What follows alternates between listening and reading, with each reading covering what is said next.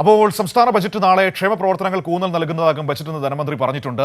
വികസന പ്രവർത്തനങ്ങൾക്ക് പ്രത്യേക നീക്കിയിരിപ്പുണ്ടാകും എന്നും പറഞ്ഞിട്ടുണ്ട്. മാനസ, ബജറ്റിന്റെ എന്താണ് പ്രതീക്ഷിക്കേണ്ടതെന്ന് പങ്കുവയ്ക്കാൻ ഒരു ദിവസം മാത്രം ബാക്കിയാണ്. യെസ് മാനസ, ഇനി ഒരൊറ്റ ദിവസമാണ് ബജറ്റിന് ബാക്കിയുള്ളത്. ധനമന്ത്രി ആ പെട്ടിയിൽ എഴുതി വച്ചിരിക്കുന്നത് എന്താകും എന്നറിയാൻ നമ്മളിങ്ങനെ ആകാംക്ഷയോടെ കാത്തിരിക്കുന്നു. നാളെ ഈ നേരമാകുമ്പോൾ അദ്ദേഹം ആ ബജറ്റ് പെട്ടിയുമായി പ്രസംഗത്തിന്റെ രേഖകളുമായി ഇറങ്ങും അദ്ദേഹത്തിന്റെ വസതിയിൽ നിന്ന്. ഏതാണ്ട് 8:30 9 മണിക്കാണ് നാളെ ബജറ്റ് ആരംഭിക്കുക. മനസ്സ പറഞ്ഞോളൂ.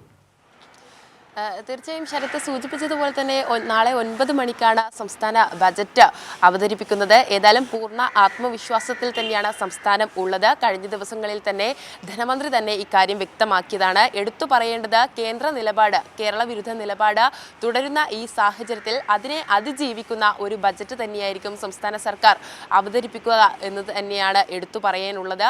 കാരണം കഴിഞ്ഞ കേന്ദ്ര ബജറ്റിൽ സംസ്ഥാനത്തെ, അതായത് ഇന്ത്യയിൽ അല്ലാത്ത ഒരു സമീപനം തന്നെയാണ് കേരളത്തോട് കാണിച്ചത്. യാതൊരു രീതിയിലുള്ള ഒരു പ്രഖ്യാപനവും തന്നെ കേരളത്തെ നൽകിയില്ല എന്നുള്ളതാണ് പ്രധാന കാര്യം. അതിനിടയിൽ വരുന്ന ഒരു സംസ്ഥാന ബജറ്റാണ്. അതുകൊണ്ട് തന്നെ കേന്ദ്ര വിരുദ്ധ സമീപനം നിലനിൽക്കുമ്പോഴും അതിനെ അതിജീവിക്കുന്ന തരത്തിലുള്ള എല്ലാ വികസന പ്രവർത്തനങ്ങൾക്കും ഊന്നൽ നൽകിയുള്ളതായിരിക്കും സംസ്ഥാന ബജറ്റ് എന്ന് തന്നെയാണ് ധനമന്ത്രി അറിയിക്കുന്നത്. ക്ഷേമ പ്രവർത്തനങ്ങൾക്കാണ് ഊന്നൽ നൽകുക.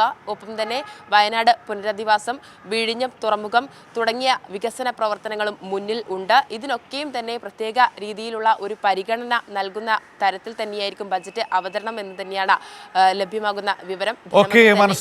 ധനമന്ത്രി ആ കാര്യങ്ങൾ നേരത്തെ തന്നെ നമ്മളോട് പറഞ്ഞു വെച്ചതാണ്. അപ്പോൾ മാനസ അതിന്റെ ഒരു ഒന്നുകൂടി ഒന്ന് മുറുകെ പിടിച്ച് പറഞ്ഞതാണ് നമ്മളോട്. കേരള എക്കോണമിയെ വളരെ സജീവമാക്കി നിലനിർത്തുന്നതാവും ബജറ്റ് എന്നുകൂടി മന്ത്രി പറഞ്ഞു. അദ്ദേഹത്തിന്റെ ഒരു ഈ പ്രീ ബജറ്റ് ഡിസ്കഷനിൽ ഒരു മീറ്റിംഗിൽ ഞാൻ പങ്കെടുത്തിരുന്നു. അവിടെ അദ്ദേഹം ഈ കാലത്തെക്കുറിച്ച് അന്ന് വളരെ പ്രധാനപ്പെട്ട ഒരു മുതിർന്ന മാധ്യമപ്രവർത്തകൻ ചോദിച്ചു, ഇതുപോലൊരു കാലത്ത് കേന്ദ്ര സർക്കാരിൻ്റെ ഇത്ര വലിയ പ്രഷറും പണം തരാതിരിക്കുകയൊക്കെ ചെയ്യുന്ന കാലത്ത് എല്ലാവരും അത് അവിടെ അംഗീകരിക്കുന്നുണ്ടായിരുന്നു. എഴുതാത്ത ആളുകൾ പോലും, പത്രങ്ങളിൽ പോലും എഴുതാത്ത മാധ്യമപ്രവർത്തകർ പോലും 1-to-1 മീറ്റിങ്ങിൽ അതിന് മന്ത്രി അഭിനന്ദിക്കുന്നുണ്ടായിരുന്നു. പത്രങ്ങൾ അപ്പം ഞാൻ ചോദിക്കുകയും ചെയ്യും, പക്ഷേ ഇതൊന്നും പല പത്രങ്ങളിലും കാണാറില്ലല്ലോ എന്ന് നമ്മൾ പറയാറുമുണ്ട്.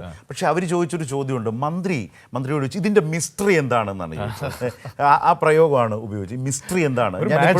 അതെ, MG രാധാകൃഷ്ണനാണ് ആ ചോദ്യം ചോദിച്ചത്. അദ്ദേഹം മന്ത്രി ഇത്ര വലിയ ഒരു കേന്ദ്രം കേരളത്തെ ഇങ്ങനെ വല്ലാതെ ഫ്രീസ് ചെയ്യുമ്പോൾ, വല്ലാതെ ഞെരുക്കുമ്പോൾ സാമ്പത്തികമായി എങ്ങനെയാണിത് ഇങ്ങനെ നടത്തി ഇപ്പോൾ ട്രഷറി പൂട്ടുമെന്ന് പലപ്പോഴും തോന്നിപ്പിക്കും. അത് പലരും എഴുതി വെച്ചിട്ടുണ്ട്, അത് ഹെഡിങ് കൊടുക്കാൻ വേണ്ടിയിട്ട്. പക്ഷേ അപ്പോൾ അതെങ്ങനെയാണ് ആ മിസ്റ്ററി എന്ന് ചോദിക്കുമ്പോൾ ഇങ്ങനെ കൂളായിട്ട് ചിരിച്ചുകൊണ്ടിരുന്നൊരു KN ബാലഗോപാലിനെ കണ്ടു. അദ്ദേഹം ഏറ്റവും ഒടുവിൽ പറഞ്ഞു നിർത്തിയത് കേരള എക്കോണമി, കാരണം ഇന്ത്യൻ എക്കോണമി ഒരു റിസഷൻ്റെ ഒരു സിംറ്റത്തിലൂടെ കടന്നു പോകുന്നു എന്ന് പറയുന്നൊരു കാലത്ത് കേരള എക്കോണമിയെ സജീവമാക്കി നിർത്തി നമ്മുടെ ക്ഷേമ പ്രവർത്തനങ്ങളെ സ്റ്റഡിയായി മുന്നോട്ട് കൊണ്ടുപോകും എന്ന് അദ്ദേഹം പറഞ്ഞ് അവസാനിപ്പിച്ചത് സാന്ദർഭികമായി ഓർത്താണ്.